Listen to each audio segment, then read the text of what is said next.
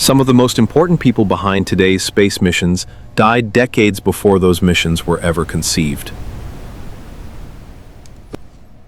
A modern mission control room glows with high-resolution displays.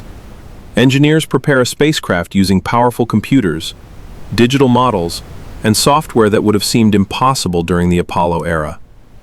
Everything suggests that space exploration has become an entirely modern enterprise, except for one object. An old mission notebook still rests beside the newest equipment. Its pages are worn, corners are folded, handwritten notes crowd the margins.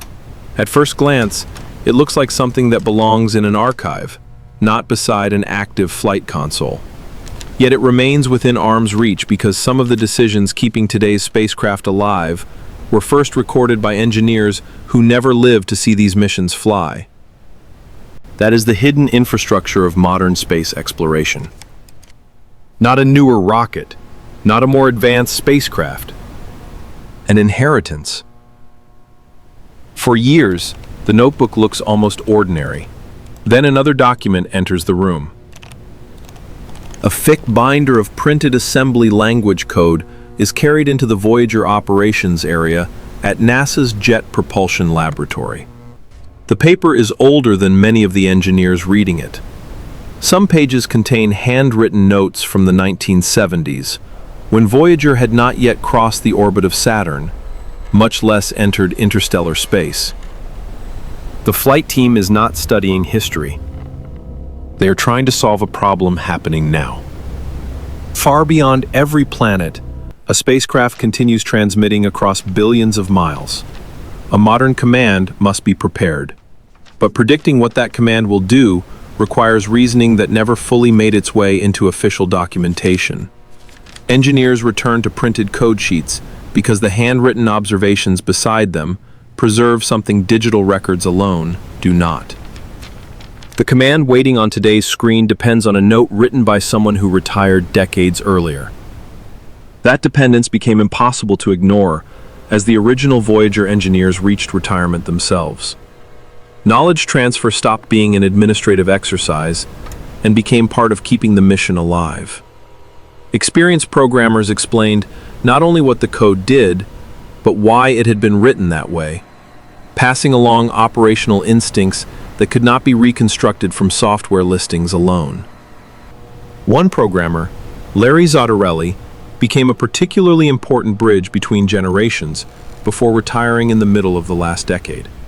He helped younger engineers understand how to work within the spacecraft's remaining memory and aging software environment before that experience disappeared with him.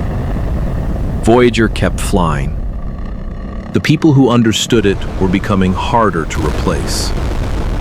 At Marshall Space Flight Center, a different team found the same problem inside metal. The object beneath the structured light scanners was not an active spacecraft.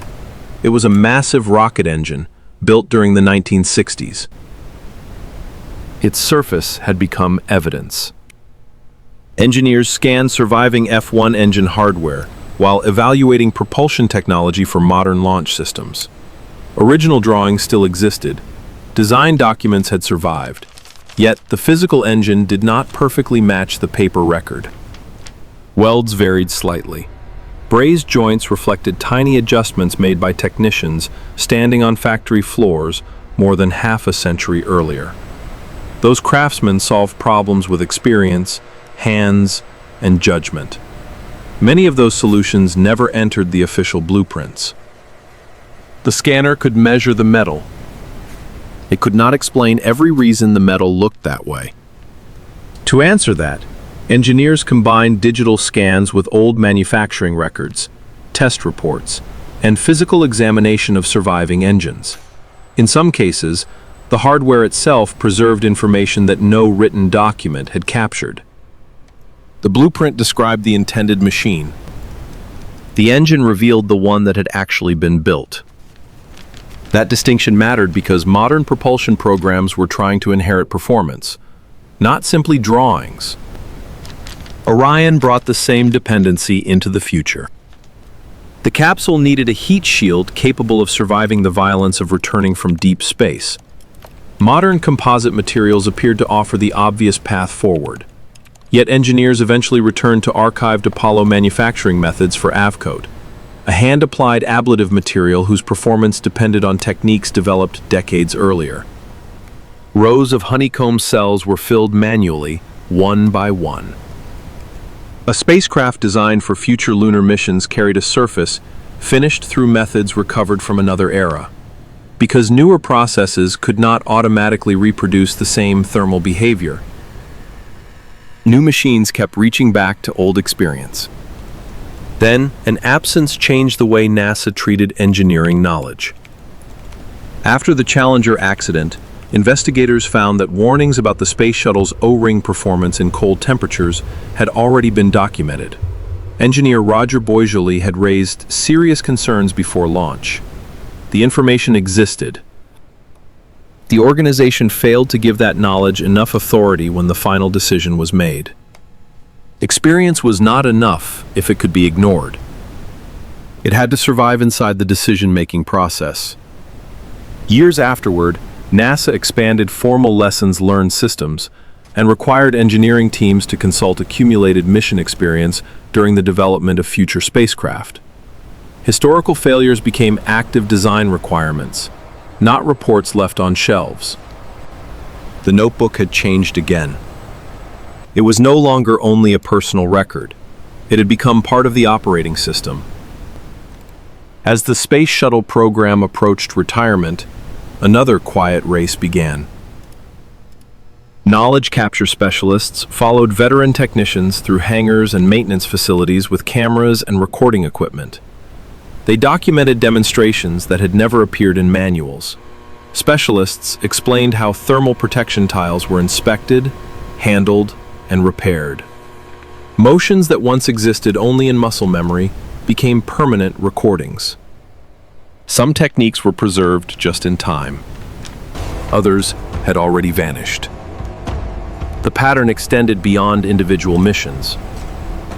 The loss of the Mars Climate Orbiter in 1999 showed how assumptions inherited between engineering teams could become catastrophic when one group worked in English units while another expected metric measurements.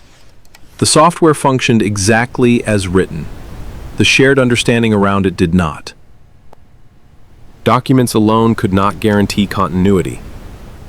Neither could experience trapped inside one person's memory.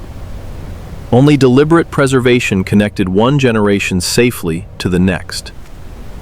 Today, another mission engineer opens a digital archive before preparing a spacecraft that is not yet launched.